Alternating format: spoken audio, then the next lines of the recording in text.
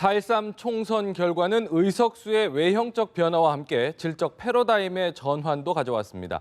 단적인 예가 경제 부문에서 나타나고 있습니다. 야당이 구조조정을 얘기하고 더 나아가 일자리위원회를 국회에 상설하자는 제안까지 하고 있습니다. 한마디로 파격 그 자체입니다. 집권 여당이 총선 참패로 구심점을 잃은 사이 생긴 일인데요. 도대체 지금 여의도에서 무슨 일이 일어나고 있는 걸까요? 차재원 부산 가톨릭대 교수, 김우석 미래전략개발연구소 부소장 두 분과 함께 정치권의 흐름 살펴보겠습니다. 어서 오십시오. 안녕하세요. 안녕하십니까. 먼저요, 어제 그 마지막 임시국회, 19대 마지막 임시국회가 시작된 내용부터 좀 살펴보겠습니다. 네. 사람들이 영 안 보인다는 얘기가 있습니다. 19대 국회 마지막 유정의 미를 좀 거둘 수 있을까 기대하는 말이 많았는데 아직 뭐 전혀 네네. 나오지가 않고 있어요. 낙선자들이 연락 두절 때문이라고요. 이게 지금 미처리된 법안들, 자동 폐기될 법안들이 산적해 있고 네. 사실은 19대 국회 내내 일 안 하는 국회로 오명을 남겼는데 네. 마지막까지 사실은 모습을 보면서 국민들이 굉장히 실망을 할 수밖에 없습니다. 네. 사실 뭐 기자시니까 기자들이 기사만 안 쓰면 참 좋은 직업이잖아요. 그렇죠. 교사가 수업 없으면 좋은 직업이고 국회의원들이 입법을 안 하면 참 좋은 직업인 것 같아요. 그래서 일은 안 하면서 다음에 또 국회의원 하려고 줄 서기만 해온 거예요. 네. 그러다 보니까 지금 결국 국민의 심판을 받았는데 네네. 사실은 본인들이 그래도 19대 국회의원이었다라는 걸 밖에서 얘기하기 위해서라도 마지막에는 정말 좀 그 헌신하는 모습을 보여줬으면 좋겠다는 생각이 들고요. 네네. 그런 면에 있어서 지난번에 그 새누리당 같은 경우에는 말은 공천권을 국민한테 돌려준다라고 하면서 기득권을 유지하려고 유지해주는 방향으로 갔거든요. 그런 모습들도 국민들한테 심판을 받는 결정적인 계기가 된 거거든요. 예. 그런 면에서 20대 국회는 19대 국회와는 전혀 새로운 각오와 인물이 크게 바뀌지 않았어도 리더십이나 여러 가지 체제를 통해서 좀 새로운 면모를 보여줘야겠다라는 생각이 들고요. 네. 그런 면에서 초기부터 20대 국회가 들어가기 전부터 야당발로 새로운 모습을 좀 찾아가려고 하는 노력은 예. 일단 평가해볼 만하겠습니다. 임시국회 마지막에 이제 처리할 무쟁점 법안 같은 것들은 처리할 수 있는 것들이 굉장히 많을 텐데 사실 뭐 여당이나 야당이나 똑같이 일 안 하는 모습이라고 비판마다 마땅하지만 특히 이제 여당 같은 경우 이제 내용이 정리가 안 돼서 좀 그런 게 아니냐 이런 비판이 좀 더 많은 것 같아요. 아무래도 지금 그 여당이 지금 지도부 공백 상태지 않습니까? 예. 물론 이제 원유철 원내대표가 계시긴 하지만 네. 원유철 원내대표가 지금 이 원내 사령탑으로서 역할을 할 수 있는 상황이 사실 아니지 않습니까? 예. 상당히 건의가 많이 추락돼 있는 상황인데 지금 보통 보면 이렇게 선거가 끝나고 난 뒤에 그 지금 잔여 임기를 채우는 그런 회기를 미국에서는 레임덕 세션이라고 합니다. 네, 레임덕이란 말이 뒤뚱거리는 이라는 뜻인데 뒤뚱거리는 오리 아닙니까? 네, 그러니까 네. 조금 어떻게 절름발이가 될 수밖에 없는 그런 상황이라는 건데 예. 그렇기 때문에 사실 우리나라 같은 경우도 17대 국회 이전까지는 예. 이 레임덕 세션에서 국회에서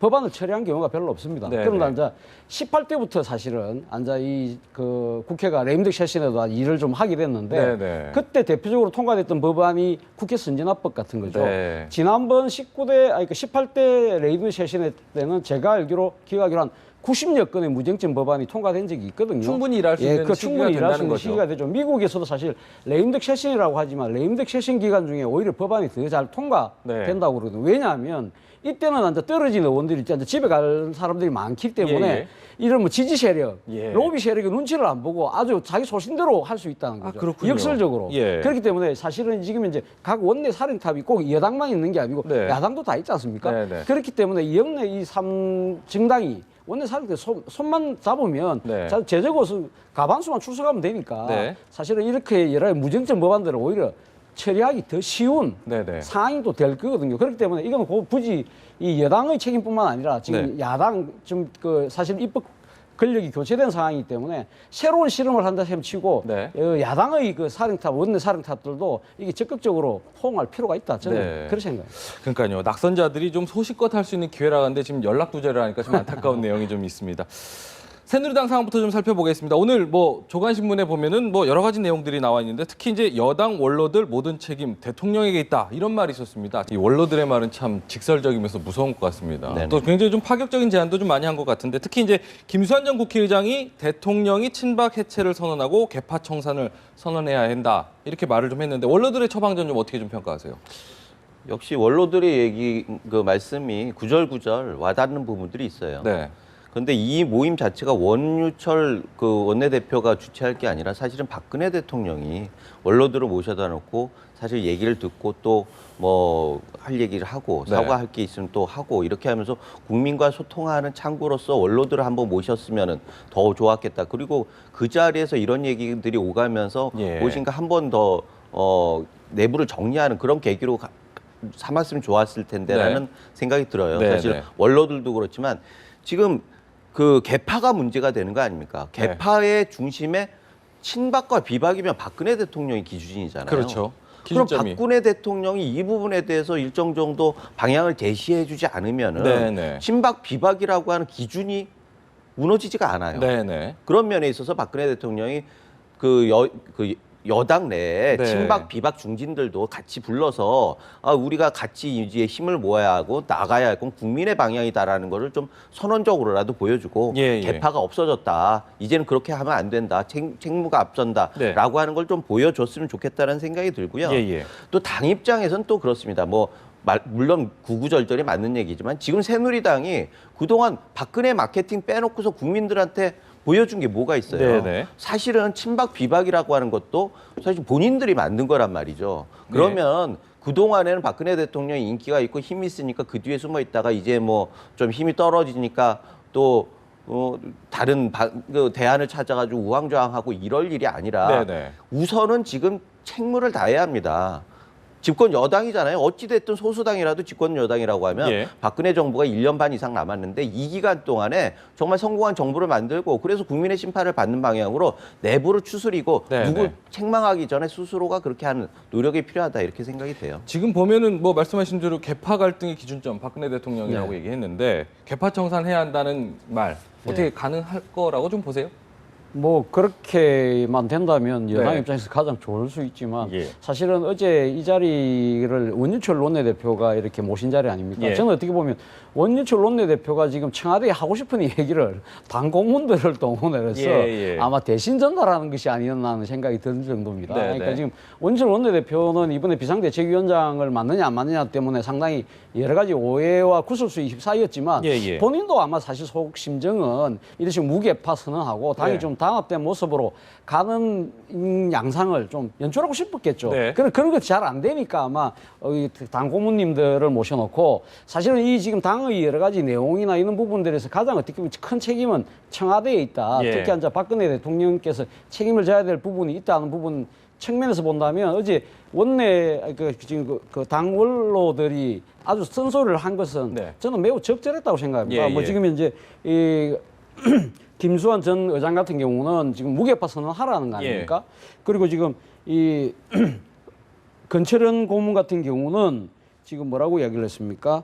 하여튼 건철현 고문도 상당히 대통령께서 사실은 이게 대해서 진솔한 사과를 하라는 이야기인데 네, 네. 그러나 과연 그 대통령께서 과연 그렇게 할지는 사실 조금 그 의문이 있는 건 사실입니다. 네. 그럼에도 불구하고 네. 당의 원로들이 나서서 이렇게 이 대통령에게 앉아 진짜 쓴소리를 했기 때문에 네, 네. 최소한 뭐 이 사과는 아니라 하더라도 네. 지금 현재 수직적 그 당청 관계는 네. 최소한 수평적 당청 관계로 가는 식으로 예. 아마 조정은 해야 되지 않을까. 아마 그런 식의 움직임은 예. 조금이라도 보이지 않을까 생각입니다. 예. 알겠습니다. 뭐 박근혜 대통령의 어떤 판단, 결정 이런 것이 중요하다는 말씀, 공통된 의견을 좀 해주셨는데 새누리당의 집안 사정도 좀 살펴보면 딱하기는 마찬가지인 것 같습니다. 그 집권 여당의 공백도 이례적이라고 얘기를 하는데 당정 협의 같은 경우도 올스톱인 상황이거든요. 국정 방치 우려까지 얘기가 나오고 있다는 얘기 아니겠습니까? 지금 뭐 일단은 당청 관계에 있어서는 책임을 서로 이렇게 좀 미루는 듯한 느낌이 있어요. 예.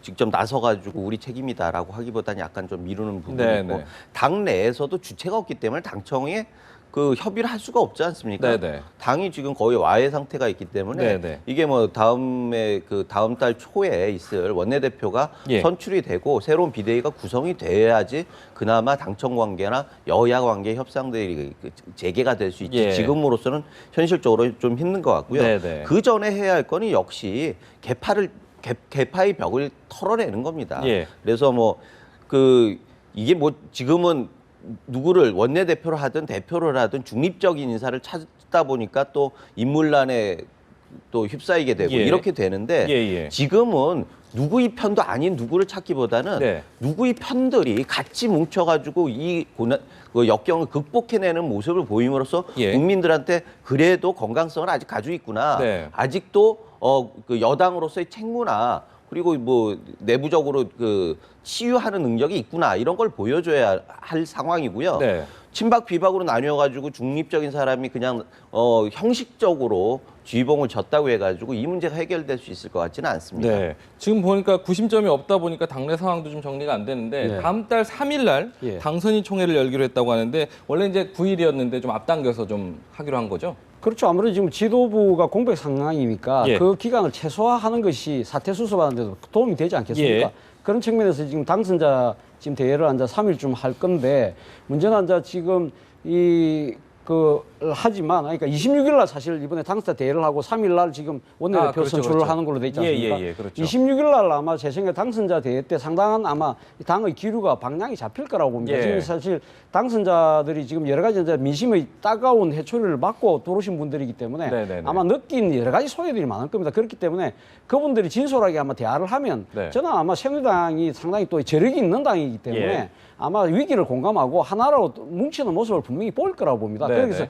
거기서 문제는 이제 비상대책위를 어떻게 꾸릴 것인가 부분이 예, 나올 예. 거 아닙니까? 예. 그래서 과연 그 비상대책위원장을 그러면 차기 원내대표로 모실 것이냐 예. 아니면 별도의 그 비상대책기구를 만들어서 이 지금 한시적으로 뭐 지금 전당대회까지 갈 거냐 뭐 네. 그런 부분 그리고 만약에 비상대책위원장을 외부에서 모셔온다면 네. 아니면 또 내부에서 모실 것이냐 그 전에 비상대책위가 사실 당의 그 전대 기간까지 관리를 할 것이냐 아니면 전대를 조금 늦추는 안이 있더라도 당을 완전히 뜯어고치는 혁신으로 갈 것이냐 예. 이런 그 방향을 어떻게 잡느냐에 따라서 이 새누리당의 앞으로의 자기 당권 구도뿐만 아니라 내용 수습 이런 부분들이 다 갈래를 쳐주는 그런 역할을 하는 거기 때문에 네네. 저는 26일 날 당선자 대회가 상당히 주목되는 측면이 있다. 네. 그 결과를 봐야 예. 이 새누리당의 앞으로 부활 여부, 예. 뭐 좀 나름대로 반성 여부 예. 이런 것들이 판가름 나지 않을까 생각합니다. 그러니까 26일 당선인 대회에 대해서 어쨌든 새누리당 지지자들도 많이 지금 지켜보고 새누리당을 걱정하시는 분들도 많이 지켜볼 텐데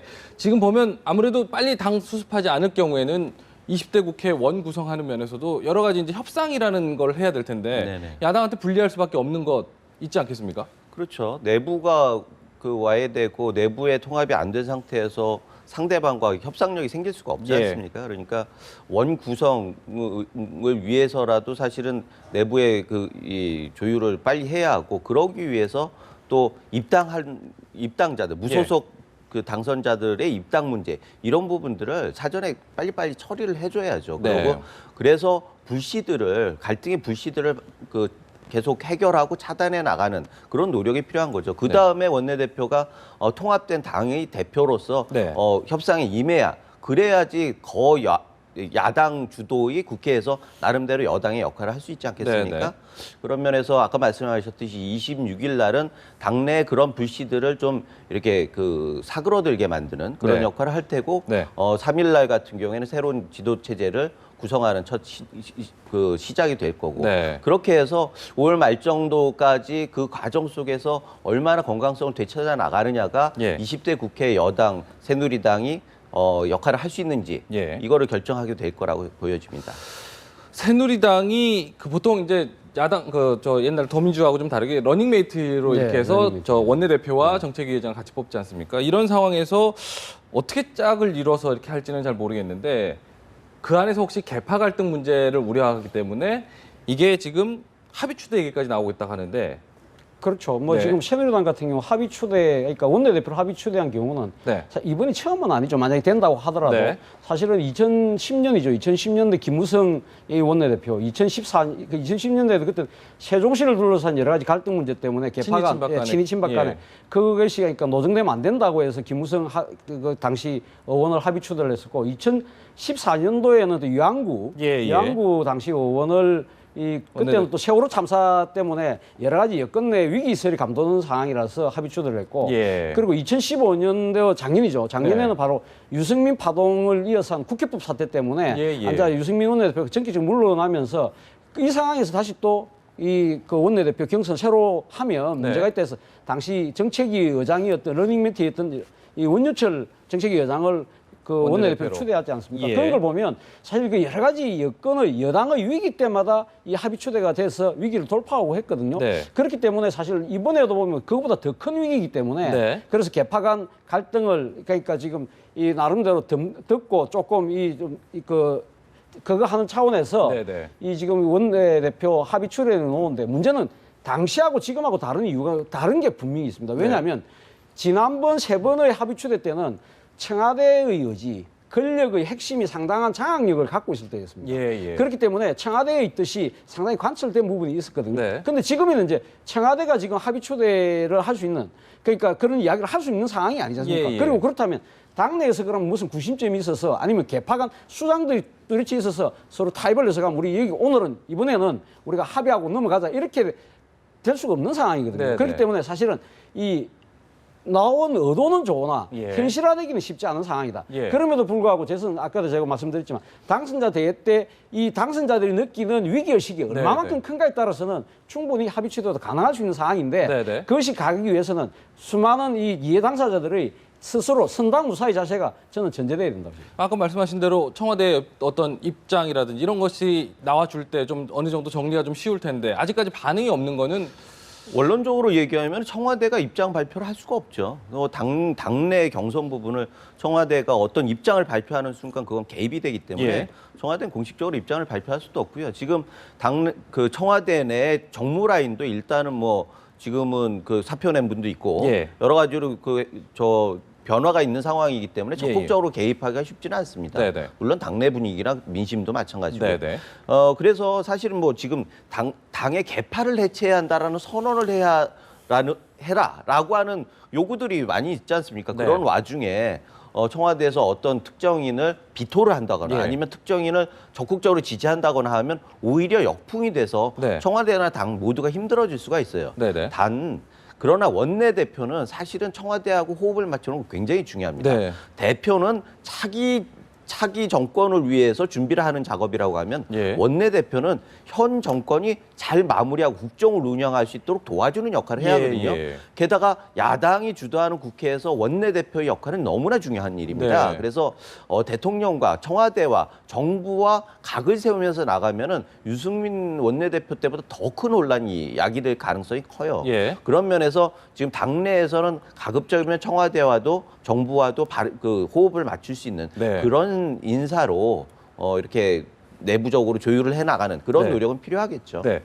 만약에 호흡이 맞지 않는 비박계 쪽이나 네. 반대하는 쪽에서 만약에 맞게 되면은 아무래도 정책 운영에 있어서 좀 어려움이 있을 텐데 혹시 뭐 영향력 행사하거나 이럴 일은 없을까요? 저도 뭐 지금 아까도 제가 말씀드렸지만 청와대가 여기 지금 감나라 변화를 할 수 있는 상황이 네네. 아닙니다. 지금 현재 뭐 청와대 자체가 지금 이제 모든 책임을 뒤집어서야 되는 그런 상황이기 때문에 여기서 지금 뭐 그 당내 경선 문제에 대해서 개입했다가는 더 큰 화를 자초할 수밖에 없는 네. 거거든요. 그거는 말 그대로 레임덕으로 바로 빠져들어가는 지름길이라고 저는 생각하기 때문에 네. 그거는 뭐 청와대 정무 라인이 다 잘 아는 상황이기 때문에 네, 저는 네. 여기서 적극적으로 나서진 않고 예. 다만 아마 당선자들이 어떤 식으로 가면 이 상황을 파악할 것이냐 네. 이 부분에 대해서는 아마 안테나를 채우고 열심히 들여다보겠죠. 네. 그럼에도 불구하고 말은 하고 싶지만 말을 할 수 없는 벙어리 냉가슴을 앓는 그런 상황이 되지 않을까 생각합니다. 어쨌든 결론은 청와대나 이쪽은 빠져 있고 당선자들 26일 안에서 당선인들끼리 네. 어쨌든 좀 화합하는 모습을 만들어내는 거기서 것이 나름대로 자신들이 해결책을 찾아내야 되죠. 그것만이 사실은. 지금 네. 답이라는 공통된 의견이겠군요.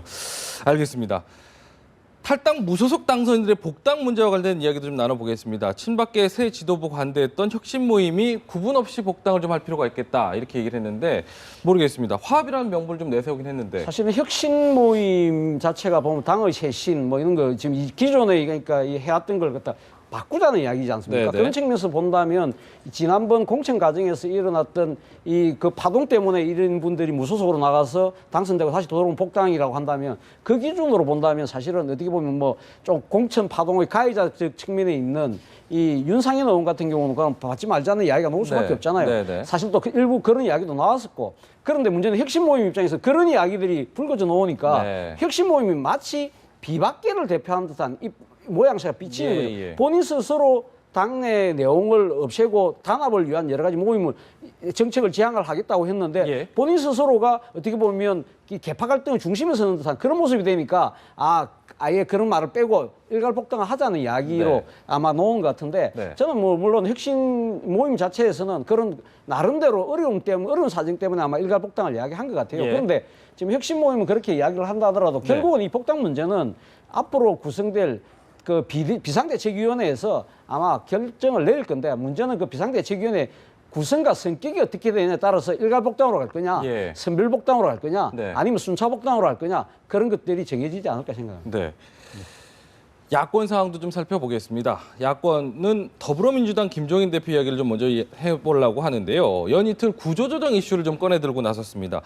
합의 추대론이 시끄러운 상황인데 정쟁보다는 어쨌든 정책적으로 먼저 가자 이런 뜻으로 좀 해석이 되는 거죠? 뭐 김종인 대표의 국면 전환 그 감각은 굉장히 탁월한 게 이번에도 확인이 됐어요. 사실 네. 합의 추대 문제나 또 그 야권 전체에서 지난 뭐 새누리당 정권 8년을 심판을 하겠다. 네. 뭐 이런 얘기도 나오고 그다음에 뭐 교과서 문제나 이런 과거에 있었던 그 정쟁적인 요소들을 계속 다시 들고 나가는 모습을 보이지 않았습니까? 네. 그래서 결국 그 더불어민주당 내에서는 예전에 열린우리당의 길을 다시 걷는 거 아니냐라고 네, 네. 하는 우려의 목소리까지도 있었어요. 네, 네. 그런 측면에서 과거의 야당의 모습을 다시 돌아간다고 하면 내년의 대권은 가능성이 없다. 네, 네. 이렇게 야당 지지자들도 굉장히 불안해하고 있던 상황에서 네. 김종인 대표가 양수협장으로 본인의 문제, 본인과 관련된 구설도 잠재우고 야당의 새로운 방향을 제시한다는 측면에서 굉장히 그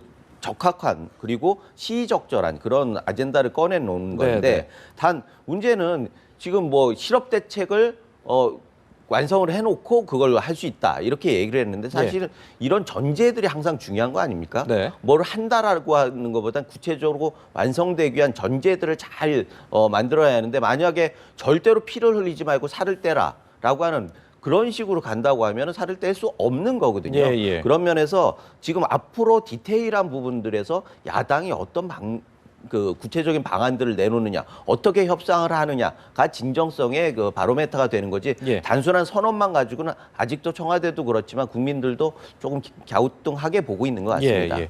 알겠습니다. 어쨌든 논란을 좀 해결하려면 문재인 대표 입장이 무엇보다 중요하다는 얘기가 나오고 있는데요. 문재인 대표가 합의 추대 좀 약간 회의적인 뉘앙스를 좀 풍겼는데 속내가 뭔지 좀 궁금합니다. 저는 문재인 대표 입장에서는 지금 여기 당권 문제에 대해서 아까도 뭐 청와대도 감나라 배나라 못하는 체제라고 했지만 예. 문재인 전 대표도 똑같다고 생각합니다. 네. 문재인 전 대표가 지난번에 강주에 가서 시민들에게 드리는 글에서 네. 본인이 사실 그 호남에서 지지를 거두지 않으면 뭐 정계 은퇴 이야기했지만 그러니까 나름대로 만약에 그렇지 않은 상황이 온다 하더라도 예. 자신은 시민 속으로 들어가서 정권 교체 역량을 키우겠다. 예. 그러면서 당권에는 일제 개입하지 않겠다고 공식 선언을 했거든요. 예. 그런 상황에서 본인이 지금 현재 이 부분에 대해서 아무리 뭐 문재인 대표의 의중이 중요하다고 여러 가지 이야기가 나온다 하더라도 예. 이 자신의 그 공개적인 의사를 드러낼 수 없는 상황이거든요. 네네. 그렇기 때문에 뭐 이거는 저는 뭐 당연하게 그렇게 이야기할 수밖에 없는데 과연 그렇다면 예. 문재인 전 대표는 그럼 김종인 대표가 그러면 여기서 가면 끝내는 걸 바라느냐? 예. 저는 그건 아니라고 봅니다. 지난번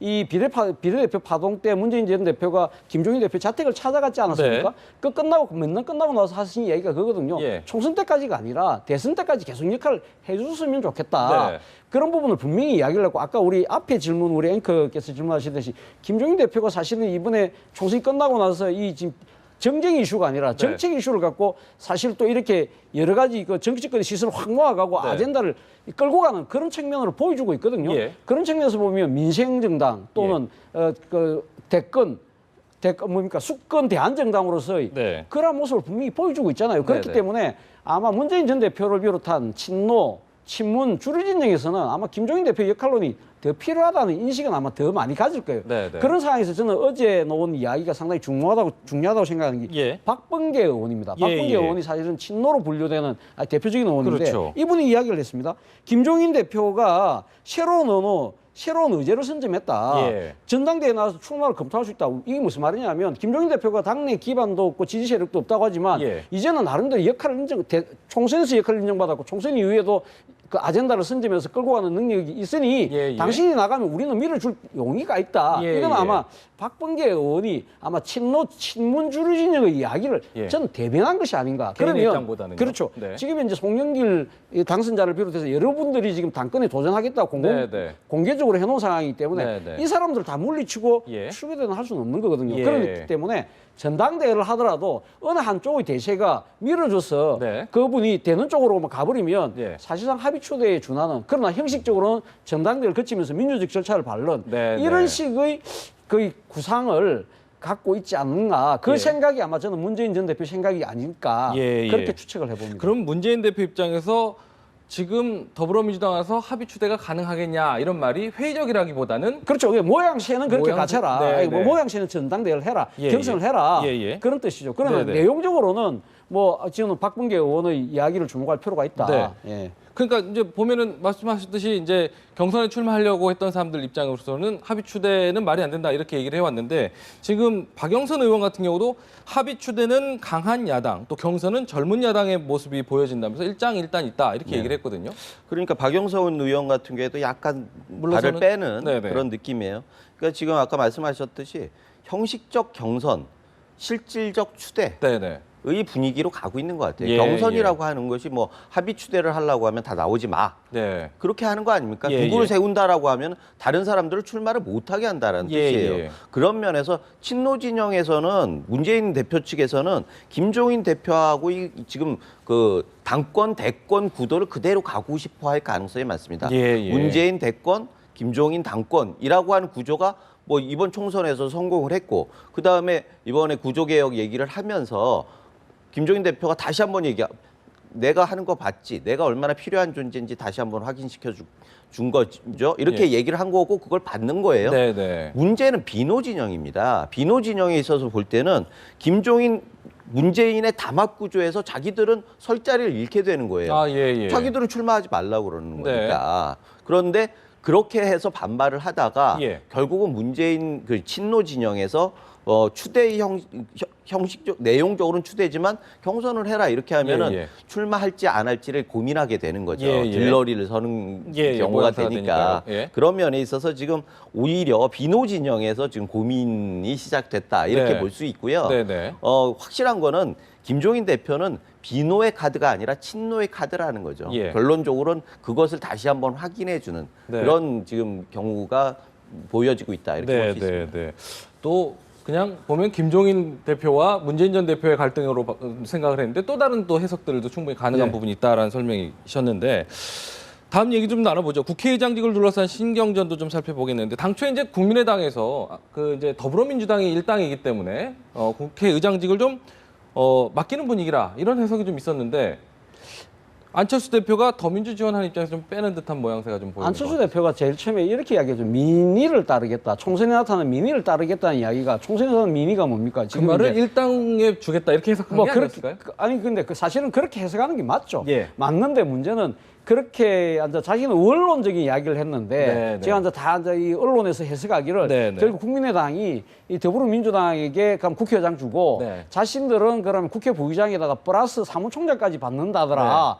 그런 식으로 일종의 좀 자리 나눠 먹기 식으로 비춰진 측면이 있는 거 아닙니까? 예, 그렇기 예. 때문에 사실은 안철수 대표 입장에 새로운 정치 제3당으로서의 뭔가 뭐 새로운 비전을 보여줘야 되는데 예, 예. 이것이 뭐 우리가 즐겨보던 아주 구태연한 방식대로 자리 나누기처럼 비치니까 이 부분은 아니라는 거죠. 네, 네. 그렇게 해서 지금 이제 나는 그래서 더불어민주당 준다고 한 적 없다. 네. 그렇게 아주 딱 이렇게 매정하게 이렇게 자르는 이유가 바로 거기에 있는 거거든요. 네, 네. 우리는 그런 식으로 물밑에서 자리 이렇게 나누는 식의 협상은 하지 않는다. 그러나 안철수 대표가 그렇다고 해서 이 총선에서 나타난 민의를 따르겠다고 했기 때문에 네, 네. 입법 그 권력을 교체하라는 게 국민의 명령이었지 않습니까? 예, 예. 그런 측면에서 본다면 저는 순리대로 아마 더불어민주당으로 가긴 갈 겁니다. 가긴 네, 가는데 그 더불어민주당에서 그러면 지금 떡 하나 더 주듯이 사무총장 자리 줄게 예, 예. 이런 식의 행태를 보이지 마라. 예, 예. 저는 더불어민주당의 그런 이 지금 이제 일당으로서 국회의장까지 먹고 이런 식의 오만한 부분에 대해서 보내는 하나의 경고의 메시지가 아닌가. 그렇군요. 그런 생각으로 봅니다. 안철수 대표 입장에서는 신선함도 없고 감동도 없다. 뭐 이 부분을 좀 경계한 것 같은데요.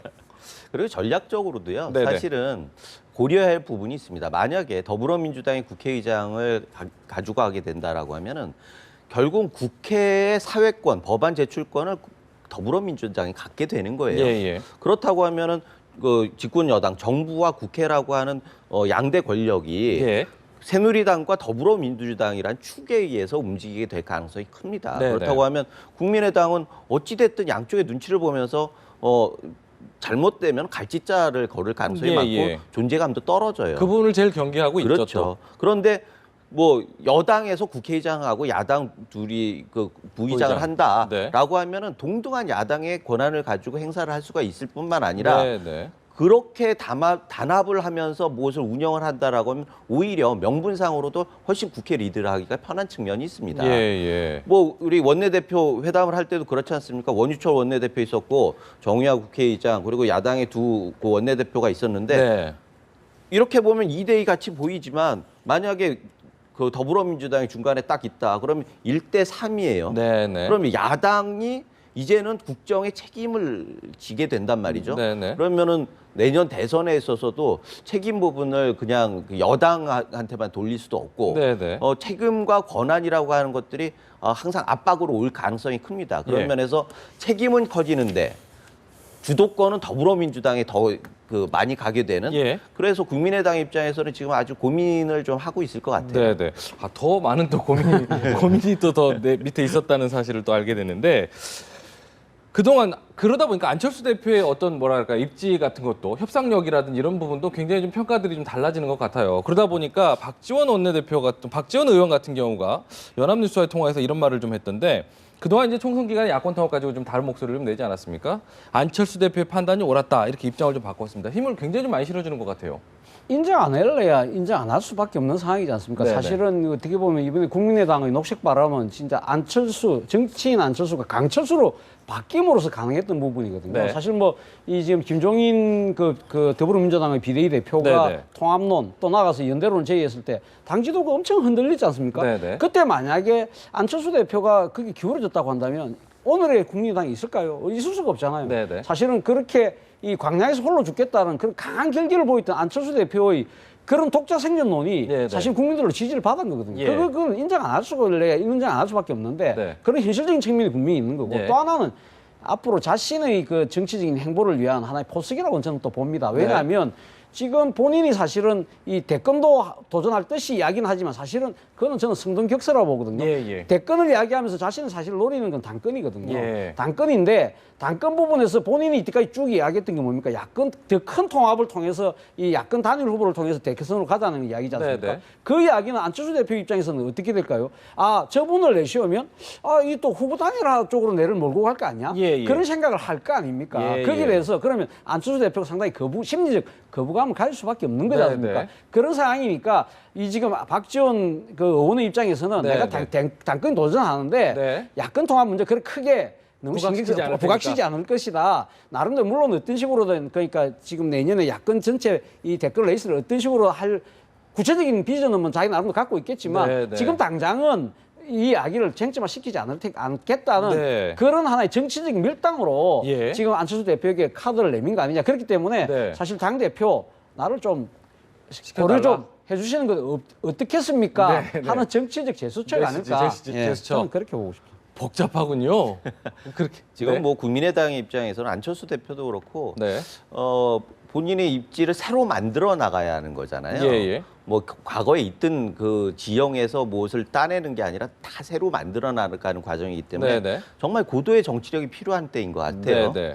그런 면에서 뭐 국회 미래 뭐 일자리 위원회를 네, 상설특위로 설치한다 이런 제안들을 하는 건 뭐 좋습니다. 예, 예. 그렇지만 이런 게 그냥 선언적으로 가가지고 국민의 동의를 얻기는 힘들죠. 네. 특위가 없어가지고 국회가 일을 안 했다는 얘기를 듣고 있는 건 아니지 않습니까? 네, 네. 상임위도 제대로 일을 안 하고 있는데 뭐 특위 만든다고 그게 일이 될 것 같지는 않아요. 네. 그런 면에서 정말 지금에 있는 상황에서 앞에 있는 과제들을 하나하나씩 해결해 나가는 모습을 보여주는 네. 작은 성공 신화들을 만들어 나가는 게 굉장히 중요한데 그런 면에서 19대 국회 말미라도 서비스 발전 뭐 기본 특별법이나 네. 뭐 노동법 관련 노동법이 이 노동관계법들이 좀 개정이 되고 이렇게 변화가 있어야지 실업률 부분들도 어느 정도 해결이 되는 거거든요. 예, 예. 이게 유연화돼야지 일자리가 많이 생기고 그렇게 됨으로써 실업률이 해소되고 예. 이렇게 하는 그런 우리가 앞에서 해놓지 않고 밀어놨던 일들을 해결해 nem으로써 예. 그게 국민의당이 주도하는 방향으로 해결됨으로써 그 다음에 국민의 심판을 받을 수 있고 네, 그러면은 자연스럽게 본인의 입지도 강화될 수밖에 없기 때문에 네. 지금은 그냥 단순한 건건이 제안으로 갈 게 아니라 과제를 해결하는 방향으로 잡아야 할 거다 이렇게 생각이 돼요. 네, 알겠습니다. 이런 상황에서요.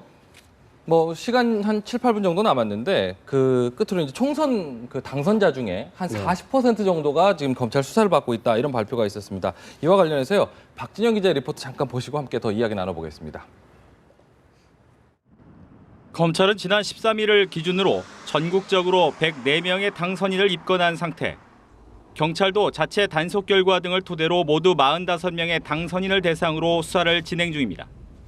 19대 총선 당시 같은 기간 검찰의 수사 대상에 올랐던 당선인 79명과 비교해 크게 늘었습니다. 19대 총선 때 당선인 중 8명이 선거법 위반 혐의 등으로 당선 무효가 돼 재선거를 실시한 점을 감안하면 선거법 위반 적발 건수가 증가한 이번 총선에서도 당선 무효가 잇따르는 등 후유증이 적지 않을 것이란 전망이 나옵니다. 여기에 선관위가 선거 비용 보전 청구 신청이 마감하는 오는 25일부터 강도 높은 실사 등을 통해 돈 선거 검증에 나설 방침이어서 당선 무효 사례는 더 늘어날 개연성이 있습니다. 이 경우 내년 4월 재보궐선거가 역대 최대 규모의 미니 총선으로 치러질 가능성을 배제할 수 없습니다. 20대 총선 후 치러지는 첫 재보선인데다 지난해 7월 공직선거법 개정으로 인해 재보선이 연 1회로 축소되면서 규모가 커질 수밖에 없는 상황입니다. 이 때문에 벌써부터 정치권에선 이번 총선 낙선 낙천자를 중심으로 1년 뒤에 치러질 재보선에 대비하는 움직임이 포착되고 있습니다. 일부 새누리당 낙선 낙천자 중에서 국민의당 쪽 문을 두드리는 타진도 있는 것으로 알려졌습니다. 국민의당 핵심 관계자는 일부에서 그런 의향을 갖고 접촉을 제안해온 경우들이 있다면서 아직 많은 시일이 남아있는 만큼 시간을 보면서 판단할 문제라고 말했습니다. 연합뉴스TV 박진영입니다.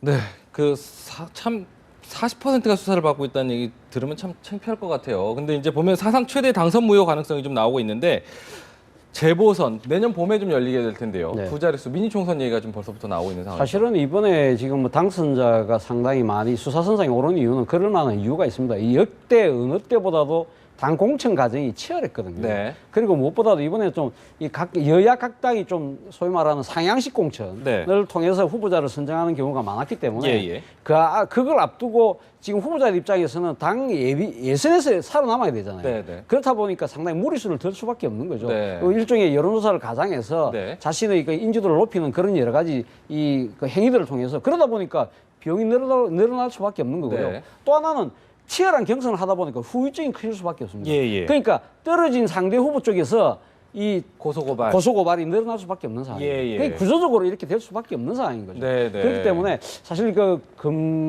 경찰이 얼마만큼 처벌을 할지 모르겠습니다만 네. 사실 지금 현재 이 당선자들 입장에서는 상당히 밤잠을 잘 수 없는 네. 그런 상황이지만 어떻게 보면 그분들의 불안, 두려움이 아니라 사실은 새로운 국회상을 정립해 나가야 될 20대 국회 입장에서 보면 네. 지금 뭐 의혹을 갖고 뭐 좀 하려고 하는데 네. 이분들이 발목이 잡혀버리면 예. 상당히 앞으로 지금 새로운 국회 비전을 만들어 가는데도 참 걸림돌이 될 수밖에 없죠. 근데 저는 더 큰 문제는 뭐냐면 이렇게 해서 만약에 그러니까 재보선이 많이 생겼을 때 네. 과연 각 당이 어떤 처신을 할 것이냐. 예. 이 사실 당의 여러 가지 혁신안 중에 보면 이렇게 재보선의 기회를 우리가 제공하면 공천을 하지 않겠습니다. 이렇게 다짐들을 여러 번을 했거든요. 예. 과연 그러면 그렇게 반성의 모습으로 후보자를 안 낼 것이냐? 네. 아니야. 지금 당장 우리 의석수가 하나 줄어드니까 아니면 여기서 지면 우리가 지금 현재 우리의 이 자기 대권 구도가 위험해지니까 그렇죠. 이렇기 때문에 또 될 거란 말입니다. 네. 이렇게 되면 이런 것이 악순환이 될 수밖에 없는 예. 그런 이게 사실 악순환의 고리를 끊어야 되는데 네네. 그래서 저는 각 정당들이 이번에 누가 될지 모르니까 네네. 사실은 상당히 다 같이 우리가 합의를 해서 원인 네. 제공이 되면 서로 내지 말자. 예. 그런 식으로 좀 선제적으로 책임지는. 먼저 책임지는 모습을 좀 보여줄 필요가 있지 않나 생각이 그렇군요. 근데요. 뭐 지금 시간이 얼마 남지 않아서 이 부분은 좀 궁금해서 좀 여쭤보는 거예요. 분명히 이제 불법 선거운동 같은 경우는 처벌받아 마땅한데 편을 들어줄 수 없는 부분인데 외국 같은 경우는 우리나라처럼 이렇게 선거법 위반으로 배지 잃는 사례가 많지 않다고 하더라고요. 근데 그거는 그쪽에서 불법 선거운동이 없었기 때문인지 아니면 우리가 워낙에 불법 선거운동이 많기 때문인지 잘 모르겠지만 어쨌든 사법부가 입법부를 판단하는 부분에 대해서는 이게 좀 여러 가지 의견들이 좀 많더라고요. 맞습니다. 사실 국민이 선택을 한 건데 네네. 국민의 선택을 사법부가 대표성을 그러니까 바꿔버린다. 네. 이런 부분들에 있어서는 뭐 논란의 여지는 많아요. 네. 근데 문제는 그 법을 또 입법부에서 만들었단 말이죠. 네. 사실 그래서 검찰에서 무리하게 그 수사하고 결국은 구속을 해놨다가 결국 무죄로 나와가지고 임기를 그냥 감옥에서 보내고 나오는 경우도 있는데 예. 그런 일은 이제는 용납이 안 돼. 그렇게 네. 해서는 안 됩니다. 하지만 입법 자체에도 조금 더 좀 고려할 부분이 있어요. 항상 무슨 특권을 내려놓는다. 네. 아니면 법을 강화해가지고 그 소지를 없앤다라고 하지만 그렇다고 해서 소지가 없어지지 않아요. 본질적으로는 국회의원들 공직을 나가려고 하는 사람들의 자질이나 윤리적인 의식 이런 것들이 사실 더 중요한 겁니다. 예. 법을 강하게 만들면요. 예. 법을 회피할 방법만 든다. 그게 우리 고전에서 항상 나오는 얘기예요. 네. 지금 같은 경우에도 법이 더 촘촘해질수록 아주 편법들이 더 많이 나타나는 거예요. 네. 그래서 그 위법 사항들이 더 많아져요. 또. 네. 그런 면에서 이 악순환은 사실은 법으로 해결될 수 있는 부분들의 한계를 넘어섰다라고 하는 생각이 들고요. 네. 그렇게 해서 뽑힌 국회의원들이 일을 또 잘하느냐? 그것도 아니잖아요. 예. 그러니까 결국은 일을 잘하는 방법으로 가야지 흠이 없는 방향으로 가는 네거티브한 방식으로 국회가 운영되는 건 네. 굉장히 국민한테도 불행한 일입니다. 알겠습니다. 여러 가지 고민을 좀 하게 되는 마지막 메시지였습니다. 두 분의 전문가들과 함께 정치권 흐름 짚어봤습니다. 오늘 말씀 여기까지 듣겠습니다. 고맙습니다.